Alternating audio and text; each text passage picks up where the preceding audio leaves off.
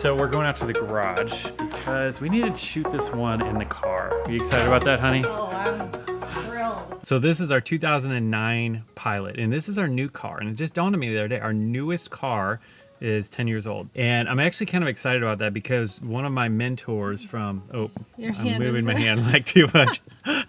One of my mentors from years ago, kind of a financial mentor, and I did another video about this, like he said the two areas that most Americans kind of destroy their wealth building potential is with eating out and with cars. And so I'm excited that we have been able to hang on to this car for 10 years, and I personally really like old cars, and I like cars that are broken in. I know that's not your favorite thing. Yeah, I don't think it's most people's favorite thing. But I mean, this has been a great car for us. It's been a great car, yeah. And like what it's done for us in our wealth building potential, in that we haven't had a car payment for what is it, 7 or 8 years we haven't had a car payment. Like, that's amazing. That's absolutely amazing. Yeah. And we've been able to save up cash for the next car that we're about to buy, which is amazing because we haven't had a car payment. Yep. You know, it just works out so much better that way. Another fun little tidbit about this car. The air conditioning has not been working for about, I don't know, over a month. Yeah, and the time we're recording it's been the hottest September it's ever been, I think, in Tennessee. We had, what did we have, like that might be an exaggeration. 20-something days of 90-degree weather in a row. Not 90, over 90, like in the 90s. That's pretty crazy. You know that feeling when you like come home from like a really good workout and you're all sweaty and you're like, I can't wait to take a shower? That's me every day after like preschool drop off. So Bob's like, let's go sit in the hot box and record a video. I'm like, thanks a lot.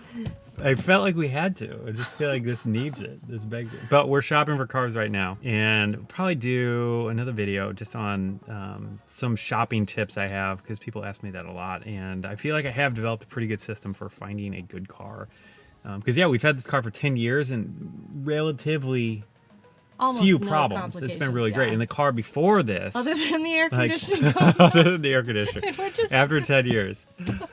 So, and the reason that we're sitting on the air conditioner and we haven't fixed this is because we've been just about ready to buy a car, and so we don't want to go spend hundreds of dollars fixing, or $1,000. I have no idea how much it would cost to fix this air conditioner if we're about to get rid of it anyway. So, which I have agreed to. Like, I don't want this to come across like I'm torturing like her. He's torturing me, and like he's like, well, I really don't want to spend the money because I have felt the same way.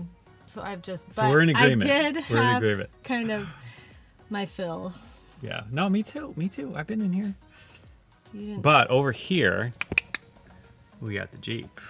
And that, when it it's does 90, have air conditioning. It actually does have great air conditioner. And when it's 90 and not sunny, it's like it feels great with the top off and the doors down. It's like you don't even need air conditioner. But anyway, all right. So let's talk about 4 things that I love. Can we go inside? Yeah. Please.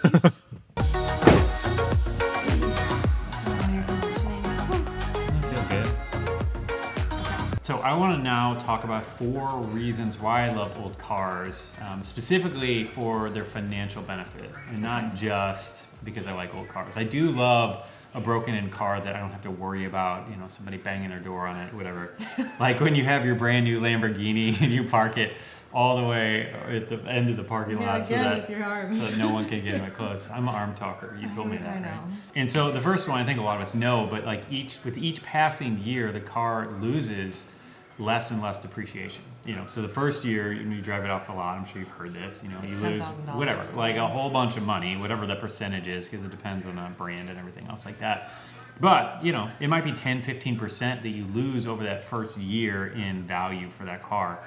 And each passing year, you lose less and less money, and that's really, really attractive and really fun. If you buy a 10-year-old car to start with, and this is something I did. Actually, how old was the Taurus that we bought? It might have been older than 10 years old. We bought it as a third car, kind of as like an insurance policy on our other one that was kind of old.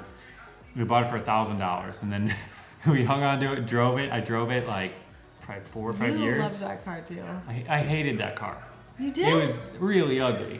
It was ugly on the outside, but you loved the way it felt, didn't you? No, it had a really big engine, so it was kind of fun. It was a Taurus, but it was like a really fast one. Anyway, so it was kind of fun to drive. I'm picture drag up of racing that. on the highway in this Taurus. I'm just kidding. But anyway, held on to it for 5 years, and we sold it for the same amount that we bought it for because depreciation, like almost all of it was knocked down. So that's a really, really cool one. All right, next point. Back in the olden days, when I was a kid, when you were a kid or The teenager-ish, olden days. there was a kind of a concern about, breaking down, because if you break down on the side of the road, then what do? You have to hitchhike home, or like what. And that was like kind of a terrifying thing for me that made me feel like I need to have a new car that I can really depend on, because it's just, I'm in really big trouble if I don't. Yeah. I can't get to work, it's a really important thing.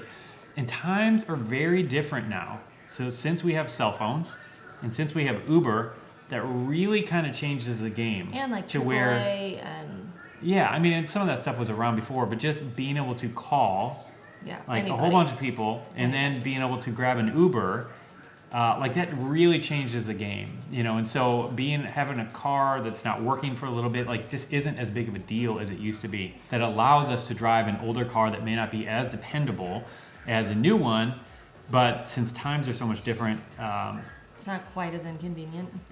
it's just not that Not big as of a deal. dangerous. It's not as scary to break down, on the highway. Now, no one wants that, Right. but it's just not that big of a deal, or as big of a deal as it used to be. And the I'll buy benefits of being able to have an older car and save so much money on this asset that you own that just loses value every single year, it's just a really, really good thing. Third on my list, and do we feel different about this? I don't know. Is the off-gassing thing. I hate new car smell. I hate new car smell. And I know that, some of you probably love it, but if you do some research, you realize that it's actually not good for you. It's actually just all the chemicals that are off-gassing out of this car that you're just breathing in. And so I'm a little bit sensitive, like my nose is sensitive to some of that stuff, and so I really hate it. And so that's another reason that I like a car that's a little bit older, because it's kind of gone. Do you like the smell? I mean, I do like that smell because I think of what it implies. The association? Yeah, the association. Yeah. It's like you can like the smell of anything as long as it's associated with the right thing, right? Yeah, I But hate it. once I found out that it's like chemicals and it can make you sick, It's less appealing. it's less appealing. It's like air it out, Go. What's next? Yeah, fourth on our list is no car payment, and You really can't beat that. like it's really, really fun when you don't have a car payment. And the things that you can do with that extra $200, $300, $400 a month, depending on what car you're buying, like you can do a whole lot. And so our last two or three cars we bought with cash, because we didn't have a car payment on the previous one, so we were able to save that amount each month and then buy the next car with cash. And It's a pretty amazing thing. So you're ahead of the curve rather than behind it, and you're not paying any interest, and so you're just kind of rolling your snowball of momentum, of financial momentum, just by not having a car payment. So it's one simple thing you can do to just kind of change your financial future, Okay, let me ask you this. Yeah. If you don't care about the off-gassing, and if you can pay for a car with cash, would you still get an old car? I like old cars. Why? I like that a car feels broken in. Don't you want to be the one to break it in, though? I mean, to some Don't you want it to extent. be your filth and not someone else's filth? I don't think of it in terms of filth, but I like leather, like a leather couch. We have that one leather chair, and I like a leather chair that's broken in rather than like that hard, crispy leather. You know what I mean? Yeah. And obviously, like just tons and tons of stains. I mean, and I'm mess. asking like, I'm less not for you interested, and more but- as like a financial decision. Would you still buy an old car? Yeah, an old car all the way. Yeah, if it were up to me, I'd probably be buying a 10-year-old car, because I just feel like that's the best way to do it. So like our Pilot right now, we have a Honda Pilot. It's 2009, like I said, but it's the touring model. It's got all the bells and whistles. Now granted, they're 10-year-old bells and whistles, but it's a nice car. And the air doesn't work, but other than that, it's fine. Other than Totally that, fine. it's great, But yeah, that's probably what I would do, is buy like a 7 to 10-year-old car that has all the bells and whistles from 7 or 10 years ago. And I would love a new And car. you would love a new car. And so what we do is we compromise. And honestly, one of the best places to buy, like to balance like the warranty thing and the depreciation thing, is to like find a car that's 2 to 3 years old. Yeah. Like that's like a really good compromise and just kind of good financial window where you can have a car that's still pretty new, still probably has a little bit of new car smell, but And also it doesn't feel completely like broken in, worn in, whatever you want to But call it. you've saved a lot on that depreciation because it's knocked it down over those couple of years. So that's our compromise. That feels good to me. That's how we've handled it, and that's kind of what we're shooting for with this next car that we're possibly buying today. I don't know. We're gonna be looking. We're gonna be shopping a little bit tonight. If I had a new car today, man, Would you be excited? Real happy. Well, you'll just show it off when we get it. So. And after we finished recording this, we did end up finding a car who made Linda very, very happy. We have a car with air conditioner that works now. And we're currently working on a video where we're talking about some of the best strategies of how you can actually buy a really reliable car that is going to save you a lot of money over the long term. So stay tuned for that.